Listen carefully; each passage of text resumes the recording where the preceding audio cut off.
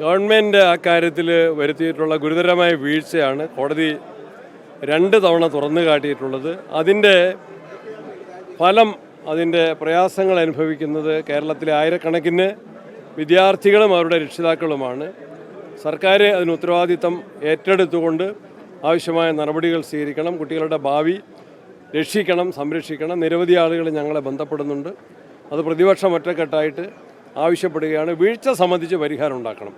ദുർവാശിയും അല്ല അത്തരത്തിലുള്ള അവരുടേതായ അവകാശവാദങ്ങളും അടിസ്ഥാനരഹിതമാണെന്ന് ആരോഗ്യ മേഖലയുടെയും ഉന്നത വിദ്യാഭ്യാസ മേഖലയുടെയും അതീവ ഗൗരവമേറിയ തകർച്ചയിൽ നിന്നും അനുദിന സംഭവങ്ങളിൽ നിന്നും നമ്മൾ മനസ്സിലാക്കിക്കൊണ്ടിരിക്കുകയാണ്. ഈ കീമിൻ്റെ വിഷയത്തിൽ CPI മന്ത്രിമാരൊക്കെ മന്ത്രിസഭയിൽ എതിർപ്പ് ഉന്നയിച്ചതാണ്. അതൊക്കെ മറികടന്നാണ് അത്തരത്തിലൊരു മാറ്റമൊക്കെ പെട്ടെന്ന് ഉണ്ടാവാനുള്ള ഒരു തീരുമാനത്തിലേക്കൊക്കെ എത്തിയത്.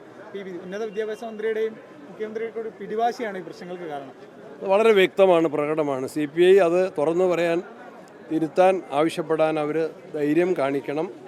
ജനങ്ങളുടെ പ്രതിസന്ധി അകപ്പെട്ടിട്ടുള്ള വിദ്യാർത്ഥികളുടെയും രക്ഷിതാക്കളുടെയും ഭാഗത്താണ് പ്രതിപക്ഷം നിൽക്കുന്നത്.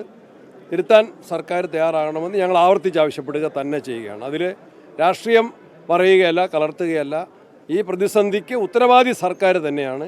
അവരുടെ അവകാശവാദങ്ങൾ ഒന്നൊന്നായിട്ട് ഒളിഞ്ഞുകൊണ്ടിരിക്കുന്നു. അതിൽ ദുരഭിമാനം ഉപേക്ഷിച്ച് യാഥാർത്ഥ്യം അംഗീകരിക്കാൻ ഗവൺമെൻറ് തയ്യാറാണ്. ഈ ശശി തരൂരുമായിട്ട് ബന്ധപ്പെട്ട് ചില സാധനങ്ങളൊക്കെ ഉണ്ട്. മുഖ്യമന്ത്രി സർവേ അദ്ദേഹം തന്നെ പങ്കുവെക്കുകയും ചെയ്യുന്നുണ്ട്. നിങ്ങൾ തന്നെ പറഞ്ഞു.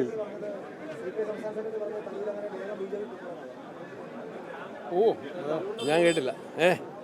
ഇല്ല, അദ്ദേഹം പാസിറ്റീവ് സീസ് ഇൻ കോൺഗ്രസ്. ഈ ആശയാദർശങ്ങളുടെ അടിസ്ഥാനത്തിലാണ് ഗ്രൂപ്പുകൾ ഉണ്ടായിട്ടുള്ളതെന്ന് ചാണ്ടിയമ്മൻ ഇതുപോലെ പറയുന്നുണ്ടായിരുന്നു. അപ്പം ഈ ഗ്രൂപ്പ് വീണ്ടും ഞാനത് കേട്ടില്ല. ഗ്രൂപ്പുണ്ടോ ഇപ്പോൾ? കോൺഗ്രസിൽ ഗ്രൂപ്പുണ്ടോ? കോൺഗ്രസ് ഒരു ജനാധിപത്യ പാർട്ടിയാണ്, മതേതര പാർട്ടിയാണ്, ബഹുജന പാർട്ടിയാണ് ഇന്ത്യൻ നാഷണൽ കോൺഗ്രസ്.